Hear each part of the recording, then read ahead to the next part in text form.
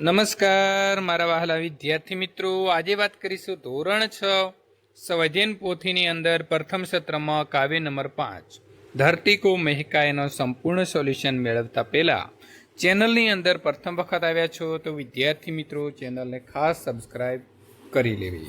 प्रश्न नंबर 1, सही विकल्प चुनकर क्रम में लिखिए। फूल हमें जीवन में क्या देते हैं? मुस्कुराहट। सूरज हर रोज क्या फैलाने का काम करता है? तो प्रकाश। दीपक खुद जलकर जगत को क्या देता है? रोशनी। कवि किसको जग में नाम कमाना कहते हैं? तो इंसान को।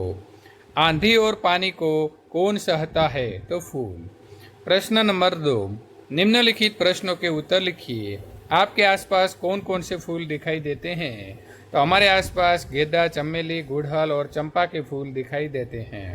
प्रकृति के तत्व कौन कौन से हैं? तो प्रकृति के 5 तत्व है, पृथ्वी, जल, अग्नि, वायु और आकाश।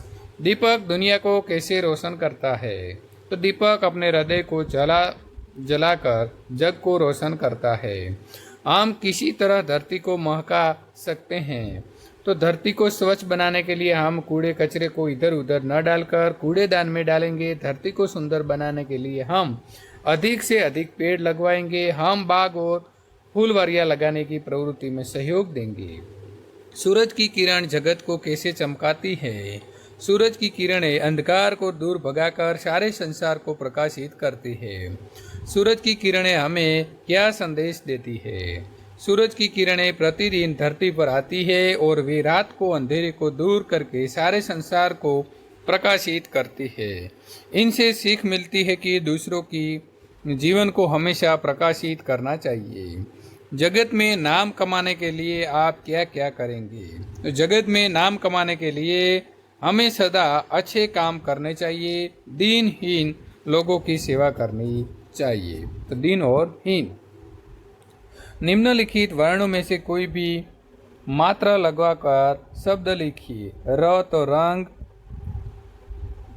जगत, ग से बनेगा कागज, क फूल, फ से बनेगा, ज से बनेगा जगत और आगे क से मिलेगा कलम और म से बनेगा मगर। प्रश्न नंबर 3, उदाहरण के अनुसार शब्द में दिए गए वर्णों का प्रयोग करके नीचे दिए गए शब्द लिखिए। प्रसंग कथा, प्रसंग, कथा, संग और थाक। उजाला, निम्नलिखित शब्दों का वाक्य में प्रयोग कीजिए। उजाला, चारों ओर उजाला है। दीपक, दीपक खुद जलकर दूसरों को रोशनी देता है। सूरज, सूरज सबको रोशनी देता है। प्रकृति, प्रकृति का नजारा काफी सुंदर है। रोशन, तुम मेरा नाम रोशन करता। निम्नलिखित शब्दों को उचित क्रम में रखकर अर्थपूर्ण वाक्य बनाइए। धरती को सुंदर बनाना चाहिए, पीछे पूर्ण विराम आएगा। फूल हमें जीवन में मुस्कुराहट देते हैं। सूरज सबका जीवन दाता है। दीपक जगत को रोशनी देता है। सूरज प्रकाश फैलाता है। उदाहरण के अनुसार समान प्रास वाले शब्द लिखिए। मानवता, समानता, महानता, उदारता। जाना, खाना, पीना, सोना, खेलना। पढ़कर, लिखकर, सुनकर, कहकर, देखकर। लिखाई, पढ़ाई, इकाई, सुनाई और सफाई।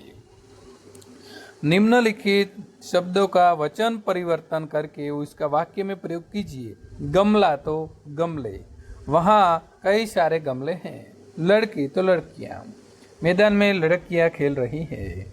आफत तो आफते, कश्मीर के ऊपर कई सारी आफतें हैं।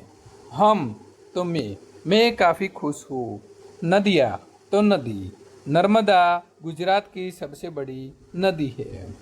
प्रश्न नंबर 8वां, नीचे दिए गए शब्दों के समानार्थी शब्द कविता में से ढूंढकर वाक्य बनाइए।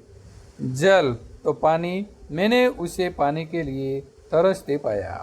तिमिर तो अंधेरा, अंधेरा उनमें जान डाल देता है। संसार तो लोग, मेरे दादाजी पर लोग चले गए। हृदय तो उर, हमारे उर में सबके लिए प्रेम होना चाहिए। दिनकर तो सूर्य, सूर्य प्रकाश देता है।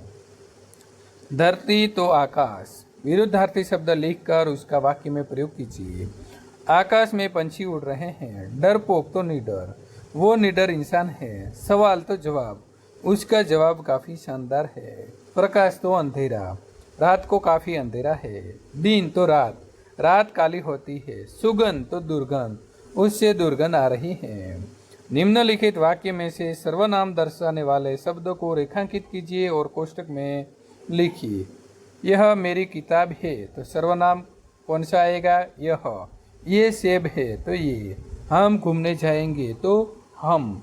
वह जा रहा है तो वह। कौन हो तुम तो कौन।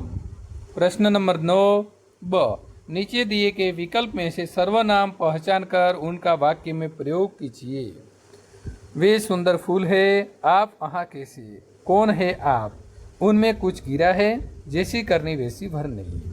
नीचे दिए गए भावार्थ वाले काव्य पंक्तियों कविता में से ढूंढकर लिखिए। जग को रोशन करने के लिए दीपक अपना हृदय जलाता है। दीपक को देखो कैसे यह हरदम जलता रहता है। फूल हर एक परिस्थिति को हंसकर सहते हैं। बगिया के फूलों को देखो कैसे खुश खुश रहते हैं। संकेत को पहचान कर उनका नाम लिखिए। पेट्रोल पंप, सार्वजनिक टेलीफोन, पाठशाला, चिकित्सा सेवा। चित्र के आधार पर 5 वाक्य लिखिए। तो आपको वहाँ से चित्र को अवलोकन करना है, उसके बाद वाक्य लिखना है। ये चित्र नदी किनारे का है। नदी किनारे हरी भरी घास बिछी हुई है। नदी किनारे पौधे पर फूल लगे हुए हैं। आकाश में पंछी उड़ रहे हैं। विद्यार्थी मित्रों, ત્યાર પછી આગળના પાઠનું સોલ્યુશન મેળવવા માટે અહીં આપેલી એન્ડ સ્ક્રીન ઉપર ક્લિક કરી અને આગળનું સોલ્યુશન મેળવી શકો છો। વિદ્યાર્થી મિત્રો, વિડીયો ગમતો હોય તો લાઇક કરી તમારા મિત્રો સુધી શેર કરવાનું ભૂલશો નહીં।